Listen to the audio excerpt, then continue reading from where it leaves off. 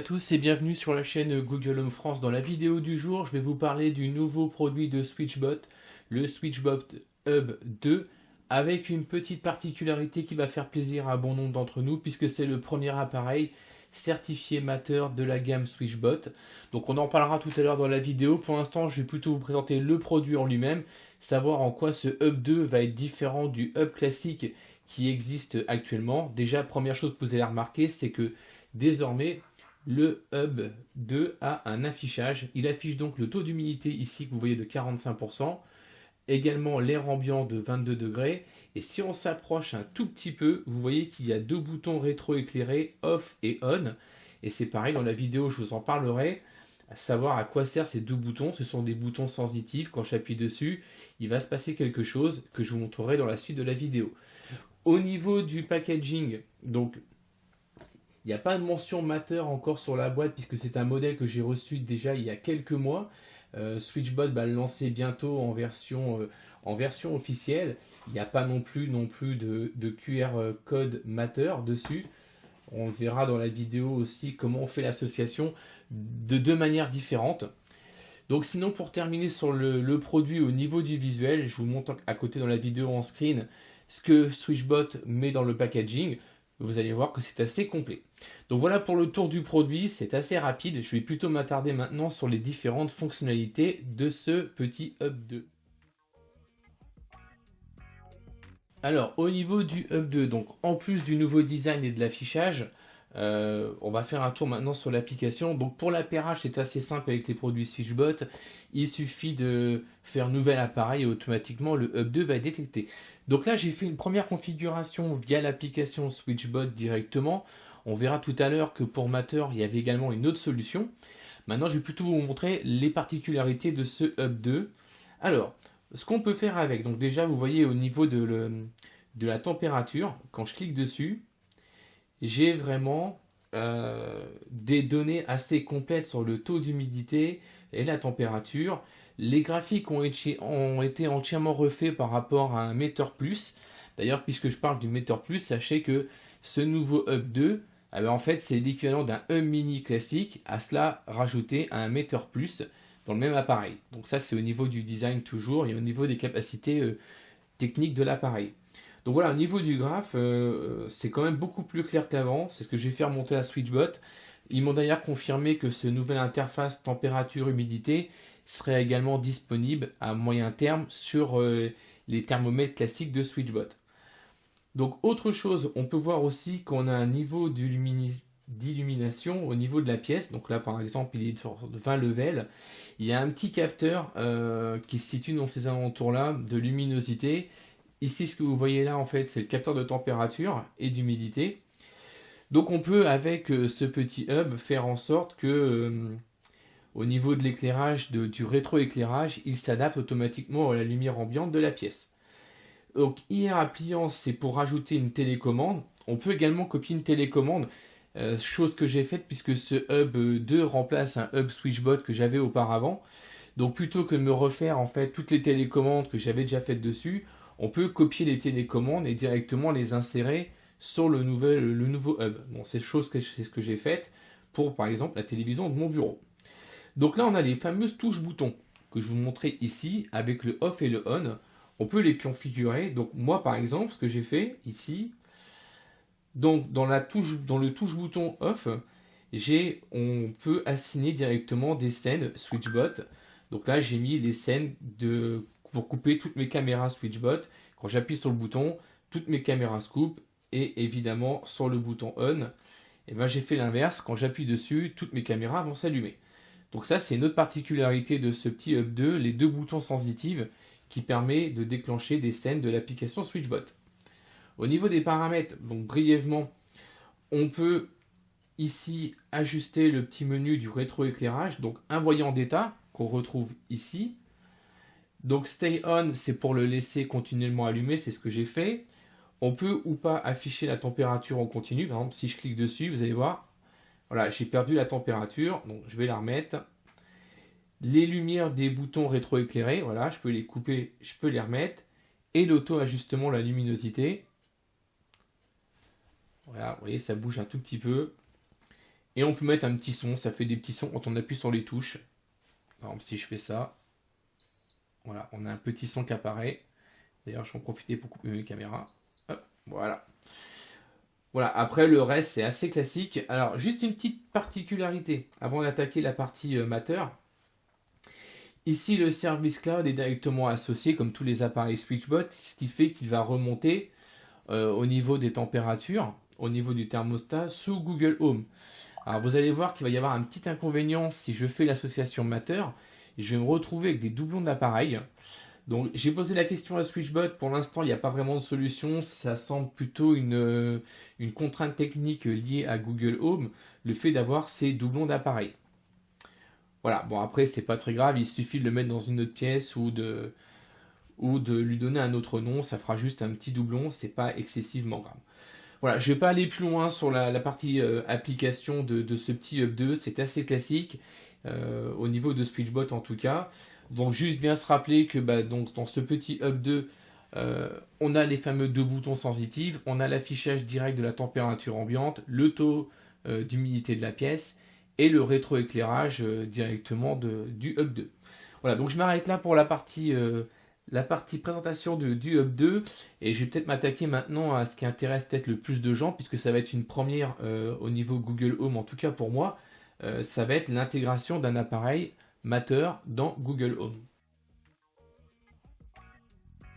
Voilà, donc maintenant on va attaquer la partie Matter de la vidéo, voir un peu la nouveauté de cette application et de ce service Matter. Donc je vais retourner sur mon Hub 2 et ici on a Matter configuration en bêta. Alors je précise que normalement sur le produit finalisé au niveau commercial, au dos de l'appareil ici, on devrait avoir un petit QR code. Donc effectivement moi j'en ai pas puisque c'est une version pour des testeurs. Donc je vais faire de manière différente, je vais cliquer sur le petit onglet Matter configuration. Donc là comme vous voyez la liaison est déjà établie ici. Alors chose à savoir avant de faire, je reviens dessus, avant de faire ceci au niveau de la liaison, on va être obligé de lancer une procédure d'appairage qui est dédiée à Matter, donc qui consiste à appuyer sur le bouton on-off sensitive simultanément pendant une quinzaine de secondes. Ce qui fait que le Hub 2 va rentrer en processus d'association type Matter, qui aura donc pour effet de pouvoir faire la liaison. Alors je précise que tout à l'heure, moi j'ai fait la configuration du Hub 2 dans SwitchBot. J'étais pas obligé de le faire. J'aurais pu directement, si j'avais eu le QR code, flasher directement le QR code dans Google Home et j'aurais pas eu besoin de l'application SwitchBot pour faire l'association. Donc là, en l'occurrence, je suis plutôt passé par le menu SwitchBot. Donc je vais copier le code. Et ensuite, c'est assez simple. Une fois que j'ai lancé la procédure ici 2 fois, pendant 15 secondes, je vais aller dans les appareils et je vais faire ajouter. Je vais faire un nouvel appareil. Donc il va rechercher. Alors quelquefois le Matter va remonter directement. Je vais avoir une petite notification qui va me demander de l'associer. Donc là, c'est pas le cas. Je fais appareil compatible Matter. Donc là, ça me parle de QR code, évidemment, j'en ai pas. Vous faites configurer sans QR code et on copie-colle le code d'association Matter. On valide, on accepte et c'est parti pour la connexion. Et une fois que c'est finalisé, l'appareil remonte dans Home directement.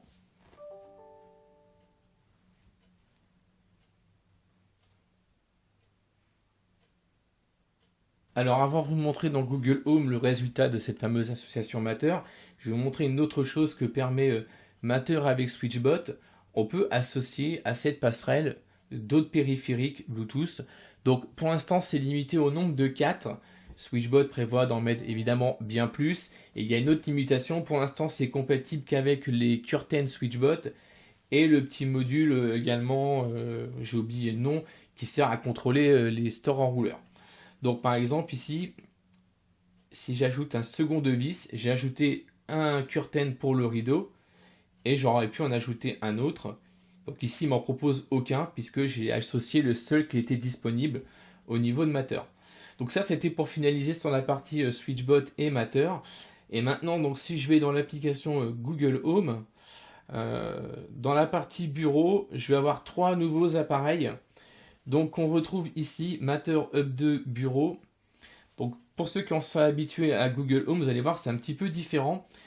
On n'a plus cette notion de service qui était typique à Google Home. Quand on supprime un service, on supprime tous les appareils associés au service. Et bien avec Matter, ce n'est pas le cas. Chaque appareil est individuel. Par exemple, si je supprime l'appareil, donc là c'est la passerelle, je vais supprimer concrètement les appareils que j'ai associés avec cette passerelle. Mais j'aurais pu supprimer qu'un appareil qui remonte. Donc je vous montre par exemple. Donc les 45% qu'on retrouve ici, je vais les avoir ici. Donc ça remonte comme capteur d'humidité en capteur séparé, et la température, chose première pour un appareil Google, puisque le type température, le type sensor thermomètre remonte via Matter. Si je clique dessus, on retrouve le même design que le taux d'humidité, mais là ça ne concerne vraiment la température. Donc voilà, donc en associant ma passerelle directement, j'ai 3 nouveaux appareils sur Google. Un capteur d'humidité, un capteur de température et la passerelle Hub 2. Si je continue, on a vu tout à l'heure que j'avais associé à la passerelle Matter un volet. Donc il va être dans la salle à manger. Ici, vous voyez, rideau fermé. Donc là, c'est le rideau SwitchBot, le curtain. Donc là, je peux évidemment choisir un taux de pourcentage d'ouverture ou de fermeture.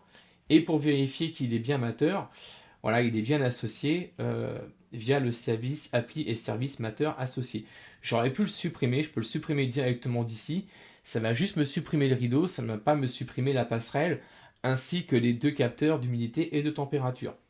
Alors, la petite contrainte dont je parlais en début de vidéo, c'est que j'ai également un service cloud pour mon rideau, puisque j'ai un petit bouton qui me sert à ouvrir manuellement le rideau ou pas.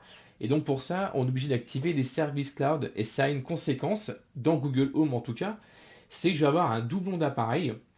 Je l'ai mis tout en bas, vous voyez, la rideau droit non utilisé. Et ben celui-là, c'est le même appareil, mais qui remonte via les services cloud de SwitchBot. Voilà, si je clique dessus, j'ai le droit au même paramétrage, sauf que dans les paramètres, il est bien associé au service SwitchBot Smart. Et là, je ne peux pas le supprimer. Pour le supprimer, il faut que je dissocie mon service SwitchBot. Et si je fais ça, je vais perdre tous mes appareils compatibles. Et honnêtement, j'ai pas trop envie. Donc, j'ai fait remonter tout ça à SwitchBot. J'espère qu'il va y avoir une solution pour éviter ces doublons. Puisque j'aurais pu m'en passer, sauf que le petit bouton, il m'allait bien. Et que je suis obligé, pour ce bouton, d'avoir les services cloud activés directement sur le curtain. Donc voilà pour la vidéo, c'est assez rapide, je pense avoir été assez complet. Si vous avez des questions, n'hésitez pas.